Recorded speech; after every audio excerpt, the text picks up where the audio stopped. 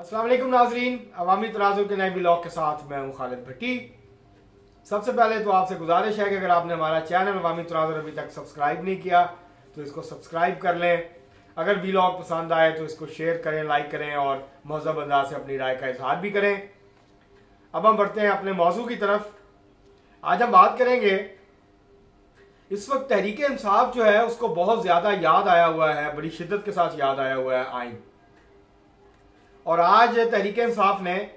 लाहौर समेत चंद बड़े शहरों में रैलियां निकाली हैं। इमरान खान साहब ने लाहौर में जुमान पार्क से लेके और लक्ष्मी चौक तक जो रैली है उसकी क़यादत फरमाई, जिसमें हस्बे साबिक जो है जो कि दस्तूर के आइन मुताबिक है तहरीक इंसाफ के, चंद हज़ार लोग थे लेकिन उसको लाखों का मजमा बताया जा रहा है। 1 मई को भी तहरीक इंसाफ ने रैली निकाली थी और 1 मई को जो मजदूरों का आलमी दिन होता है उस दिन रैली निकाली,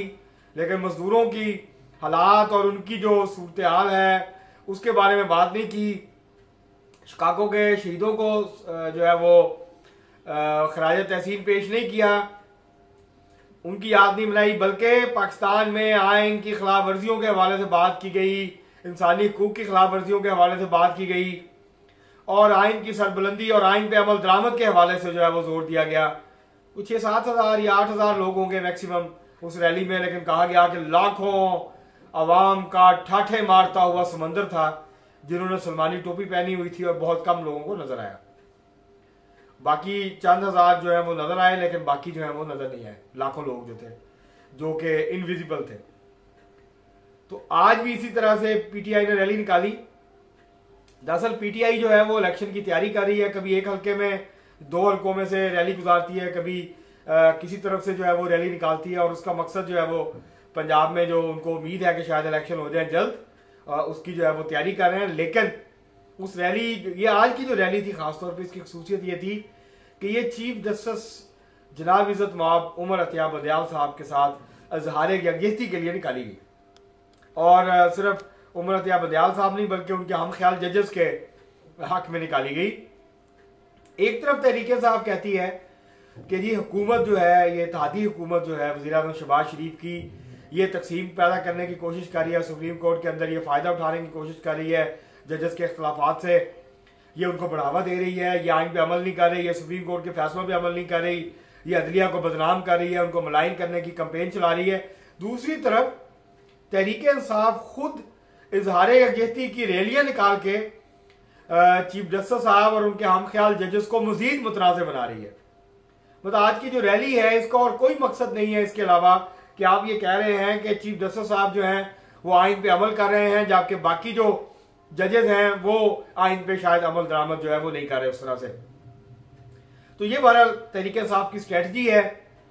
वो चीफ जस्टिस साहब को ये पैगाम देना चाहती है कि कदम बढ़ाओ चीफ जस्टिस साहब, हम आपके साथ हैं। और वो ये चाहते हैं कि जो काम तहरीक इंसाफ नहीं कर सकी, तहरीक इंसाफ सड़कों के जरिए से नहीं कर सकी, अपने एहतजाज के जरिए नहीं कर सकी, अपने 2 लॉन्ग मार्च के जरिए से नहीं कर सकी, कि वो हुकूमत को मजबूर करे कि वो फौरन जल्द इंतखाबात करवाए। अब वो सुप्रीम कोर्ट के कंधे इस्तेमाल करना चाहती है और सुप्रीम कोर्ट के जरिए वो इंतखाबात करवाना चाहती है और अपने जो सियासी मकासद है उसके हसूल के लिए इस वक्त तहरीक इंसाफ को बुखार चढ़ा हुआ है आइन पे अमल दरामद का। और पूरे आइन पे अमल दरामद का नहीं है बुखार सिर्फ एक शिक पे अमल दरामद का है, बल्कि ये 2 शिके कह लें उसके ऊपर अमल दरामद करवाने का है। आइन की जो शिके हैं 218 से 222 तक वो इंतखाबात से मुतल्लिक़ है। 218 ये कहती है कि मुल्क के अंदर साफ, शफाफ, मुनसफाना और आज़ादाना इंतखाबात करवाना इलेक्शन कमीशन की जिम्मेदारी है और रियासत के तमाम इदारे पाबंद हैं कि वो इलेक्शन कमीशन को आज़ादाना, मुनसफाना इंतखाबात जो है वो उसके इनेकाद में उसकी मदद करें। आइन जो है आर्टिकल 222 जो है वो डील करता है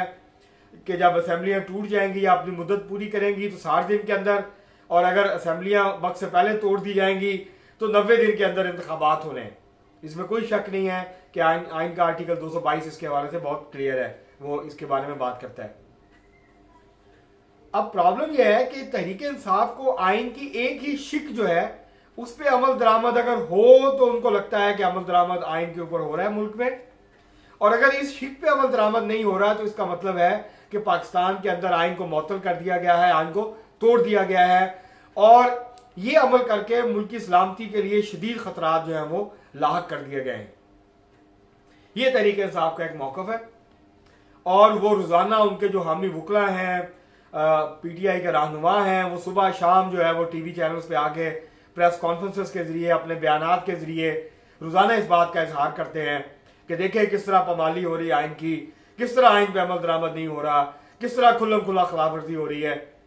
जबकि आइन की वो शिकें जिनका ताल्लुक पाकिस्तान के अवाम के मुआशी, सियासी और समाजी हकूक से है, उसके हवाले से तहरीक इंसाफ कभी बात करती नजर नहीं आएगी। वो कभी इस बात पे जोर देती नजर नहीं आएगी कि आइन के वो तमाम आर्टिकल्स जो पाकिस्तान के अवाम के बुनियादी इंसानी, मुआशी, सियासी और समाजी हकूक से मुताल्लिक हैं, उनके ऊपर मनोअन अमल दरामद किया जाए। काश ऐसा हो कि तहरीक इंसाफ किसी दिन रैली निकाले और वो उन तमाम आर्टिकल्स के ऊपर अमल दरामद का मुतालबा करे जो कि पाकिस्तान के अवाम के आइनी, कानूनी, समाजी और सियासी हकूक का तहफ़्फ़ुज़ करते हैं और उनको गारंटी देते हैं, ज़मानत देते हैं। वो 16 साल की उम्र तक के बच्चों की जो तालीम है उसके हक़ की बात करते हैं। वो आइन का आर्टिकल जो हैं जो कि अवाम के रोज़गार, उनकी रहाइश, उनकी तफरीह और उनके इस्तेहसाल के खात्मे की बात करते हैं। तहरीक इंसाफ कभी रैली निकाले और उसके ऊपर अमल दरामद करने का मुतालबा करे। मसला अगर हम आइन जो है बाकी छोड़ दें सारा, अगर जो आर्टिकल है आइन का 38 उसकी शिक्के हैं, फिर आगे A, B, C, D, E, F, अगर 38A को हम लें, एक ही आर्टिकल, हम बाकी आइन के जो आर्टिकल्स जो अवाम के हकूक के मुताल्लिक है उसके बारे में बात नहीं करते, लेकिन ये जो एक आर्टिकल है अगर हम इसके ऊपर जो है वो बात करें कि इसके ऊपर अमल दरामद होना चाहिए और क्यों होना चाहिए, तो मैं आपके सामने आर्टिकल 38 जो है वो उसको पढ़ देता हूँ। आपको अंदाजा हो जाएगा इससे कि आइन का आर्टिकल 38 पे अगर अमल दरामद हो जाए तो पाकिस्तान के अंदर जो है इनकलाब नहीं आएगा, तो पाकिस्तान के अंदर बहुत बड़ी तब्दीली आ जाएगी लोगों के म्यार जिंदगी के हवाले से, लोगों के हकूक के हवाले से। ये आप मुलाहिजा फरमाइए कि ये आर्टिकल क्या कहता है कि रियासत की ये जिम्मेदारी होगी कि वो अवाम की फलाह बहबूद के लिए इकदाम उठाए, उनकी रंग, नस्ल, जात, इन सबसे बालातर होकर रियासत उनके म्यार जिंदगी को बुलंद करने के लिए इकदाम करेगी। रियासत दौलत और ज़राए पैदावार की जो की मलकियत का जो इर्तिकाज है उसको रोकेगी, उसके लिए इकदाम करेगी, और जो चंद हाथों के अंदर इर्तिकाज है दौलत का और ज़राए पैदावार का, उसको रियासत जो है वो रोकेगी। उसको जिम्मेदारी है कि वो उसको रोके। रियासत जो है वो अवाम के मफादात के लिए जो है वो काम करेगी। रियासत जो है वो आजर और अजीर के दरमियान और मुजारे और जागीरदार के दरमियान जो हकूक हैं उनका एक तवाज़ुन जो है उसको कायम करेगी। ये है आइन का आर्टिकल 38A। अगर इसके ऊपर अमल दरामद कर दिया जाए तो पाकिस्तान में ना आपको एक तरफ अमारत की जो है वो कोहमालियां नजर आएंगे और ना ही गुर्बत की अथाह गहराइयां नजर आएंगी। पाकिस्तान के अवाम का कोई एहसास नहीं कर सकेगा, और जो दौलत का इर्तिकाज है ये मुमकिन नहीं हो सकता कि वो हो सके अगर आइन के जो आर्टिकल 38 है इस पर अमल दरामद कर दिया जाए। इसी तरह इसकी मजीद शिकें आर्टिकल की 38 की B, C, D, E, F, जो कि बराह रास्त अवाम के मुआशी हकूक से मुतल्लक है, जो अवाम की फलाह बहबूद से मुतल्लक है। लेकिन आपने कभी सुना कि तहरीक इंसाफ ने, मुस्लिम लीग नून ने, पाकिस्तान पीपल्स पार्टी की क़यादत ने या और जो सियासी जमातें उनकी क़यादत ने यह मुतालबा किया हो कि जी हम उस वक्त तक एहतजाज जारी रखेंगे, हम कौमी असम्बली में धरना देंगे जब तक आइन का जो आर्टिकल 38 है और उसकी शिकें A, B, C, D, E, F हैं, इनके ऊपर मुकम्मल तौर पर अमल दरामद नहीं हो जाता। पाकिस्तान के हुक्मरान कुछ और ना करें, अगर सिर्फ इस एक आर्टिकल के ऊपर अमल दरामद कर दें, 1973 के आइन की शिक के ऊपर अमल दरामद कर दें और वो सारे इकदाम और पॉलिसीज को लागू करें जो कि दौलत के इर्तिकाज को रोकती है,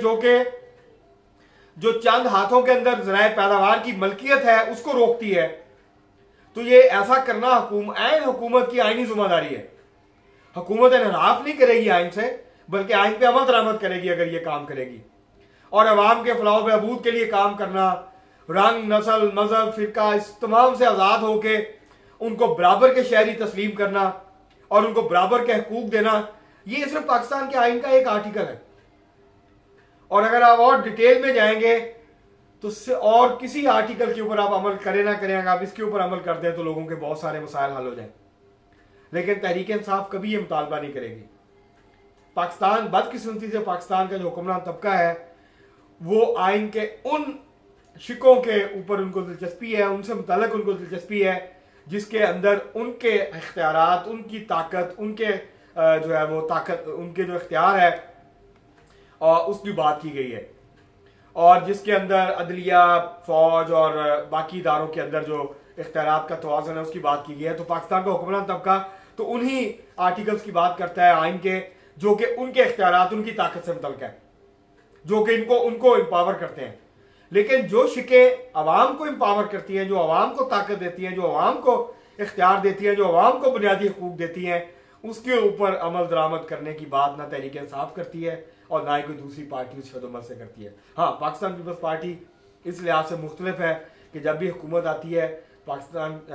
पीपल्स पार्टी जो है वो तरक्की पसंद कवानीन बनाने की कोशिश करती है, ऐसी कानून साजी करने की कोशिश करती है जिससे अवाम को फ़ायदा हो,